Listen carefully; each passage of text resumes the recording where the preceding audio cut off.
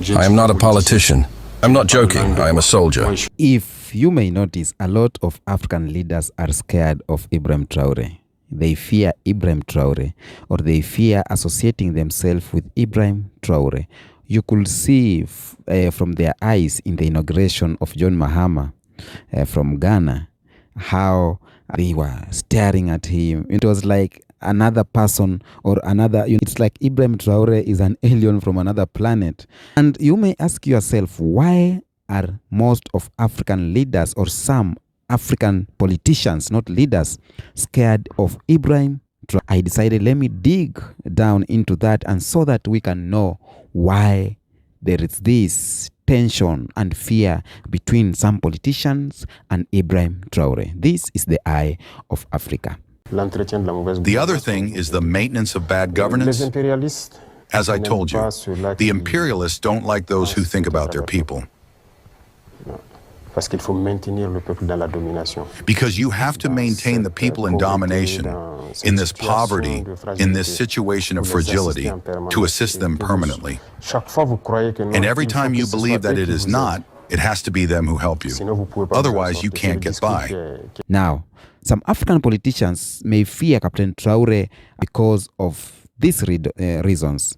Number one is the rejection of Western influence. Now, Traoré has been vocal about resisting neo-colonial influence, particularly from formal or former colonial power like France. His rhetoric and actions challenge the long-standing political and economic relationship that benefit entrenched elites aligned with Western interest. For example, a leader like Bola Tinubu, the president of Nigeria, he is a true friend of CIA and a friend of the West. Now, he cannot associate himself with Ibrahim Traoré because Ibrahim Traoré is against everything or against everyone that is dealing with former colonial powers like France and etc. etc. Now, this is one of the reasons that will make some leaders to fear Ibrahim Traoré. And that's why you see leaders like John Mahama visited Kenya, but I have never seen leader like Ibrahim Traoré visiting or saying that or planning to visit Kenya. Now, William Ruto and Raila Amolo Odinga have been asking votes for Raila Odinga for the chairmanship of AU. They have gone to different countries together, but they haven't gone to Burkina Faso, simply because William Ruto is a true ally of the West powers, and he cannot associate himself with Ibrahim Traoré for the fear of being left alone or being left out of the benefits of the Western. That is reason number one why some African politicians fear Captain Ibrahim Traoré. When they were in the inauguration of John Mahama, you could tell how tense they were, because anytime anything can happen. The leaders from West African countries who were in John Mahama's inauguration, most of them are inside ECOWAS, but and Mali, Goita and Tichiani, all of them, they removed themselves out, or the countries out of ECOWAS, and this they term as in democratic way. How Ibrahim Traoré gained power, these leaders say it is not democratic right to take power like that. They are in fear of Ibrahim Traoré because of that. Number two is youth-driven leadership. Now, Ibrahim Traoré is at 35 years old right now. Traoré embodies a new generation of African leaders who are unafraid to disrupt the status quo. His rise inspires youth across the continent, potentially threatening older, more conservative political figures. When you see these leaders who are in fear of Ibrahim Traoré, these leaders are in fear too of the youths. And that's why every day when they get a chance, they oppress the youths. They don't want the youths to rise, because they know the force of the youths or the rage of the youths is so high. So they fear Ibrahim Traoré because Ibrahim Traoré is a youth. And they know, as the older politicians, they have not done anything good for the people. And the youths are waking up. The youths have opened their eyes widely to see what needs to be done. And influence of Ibrahim Traoré to the youths, it's massive. Now the youths are seeing they can be there to make change. Someone like Yoweri Kaguta Museveni cannot associate with Ibrahim Traoré because of this fear of the youths. Ibrahim Traoré focused so much on sovereignty. His government emphasizes reclaiming national sovereignty in areas like security, resources, and foreign policy. This directly challenges leaders who have relied on foreign partnership and aid to maintain power. A lot of leaders from Africa relied on foreign partnership to maintain power. They are being aided by France, being aided by USA, being aided by UK. This is making the country not to be free. The freedom of the country or the sovereignty of the country is suppressed. But Ibrahim Traoré have come to open this gap. He has come to liberate these countries. He has come to seek sovereignty of this country. And they cannot associate with him because his agenda is very much different with them, or their agenda is far away different with them. They rely from foreign partnership, from foreign aids, but Ibrahim Traoré rely in local aids, rely in sovereignty, and wants the liberty or liberation of his country and Africa at large. Another thing is popularity among citizens. Traoré has garnered or has gained significant support for his leadership and grassroots appeal.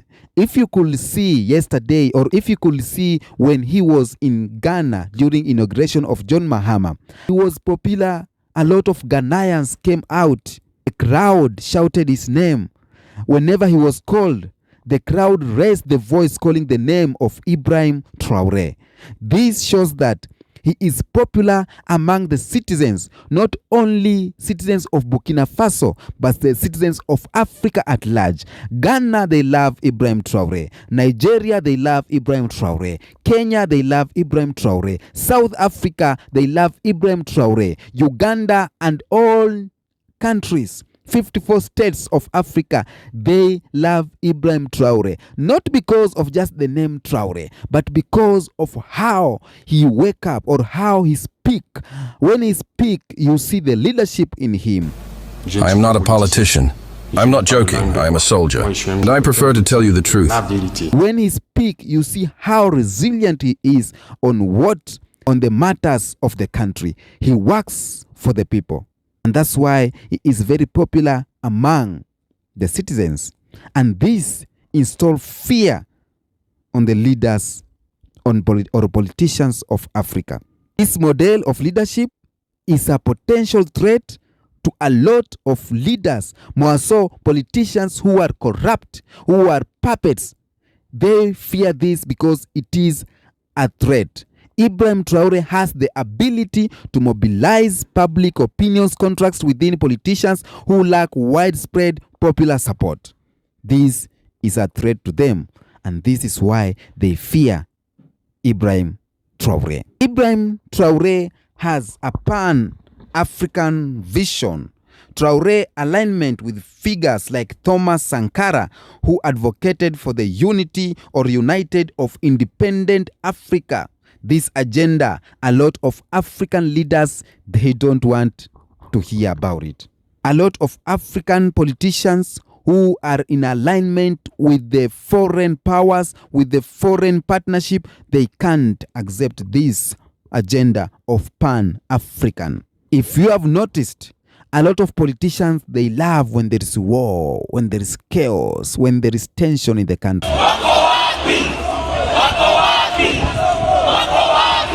That's what they love. This Pan-Africanist vision threatens leaders who benefit from external dependence, who benefit from World Bank, who benefit from IMF, who benefit from handouts from the Western countries. So when we have united nation, or when we have united and independent Africa, this will cut the aids that is coming. And these leaders, they will lack these handouts. They will not receive these handouts. And that is making them to fear Ibrahim Traoré. They are being scared of him because his agenda of Pan-Africanism is a threat to their stomach, is a threat to their wealth, is a threat to their leadership. Traoré leadership style as a military figure may be seen as unpredictable by traditional politicians, creating uncertainty about how he will approach governance and regional alliance. You could just see when he was in Ghana. And a lot of people have been talking, why was he in military gears? Why was he with his pistol? Why? A lot of questions. Because his governing style is different. Now, Ibrahim Traoré rise represent a broader shift in African politics that prioritize sovereignty, youth empowerment, and independence from external powers. Shift that some politicians may see as a direct challenge to their authority or their interest. That's why a lot of African politicians, they fear Ibrahim, and for these reasons, they don't support his agenda. African politicians, they love to see the chaos in Africa because this is what the master want. The master want Africa to continue to be poor. The master does not want Africa to be united. The master does not want Africa to liberate itself. But Ibrahim Traoré is far away from that. A leader cannot stand here today. Any politician, any president, have not seen even one of them standing here today and declare his support for Ibrahim Traoré because of the following reasons or the reasons that I have told you. Until next episode, this is the Eye of Africa.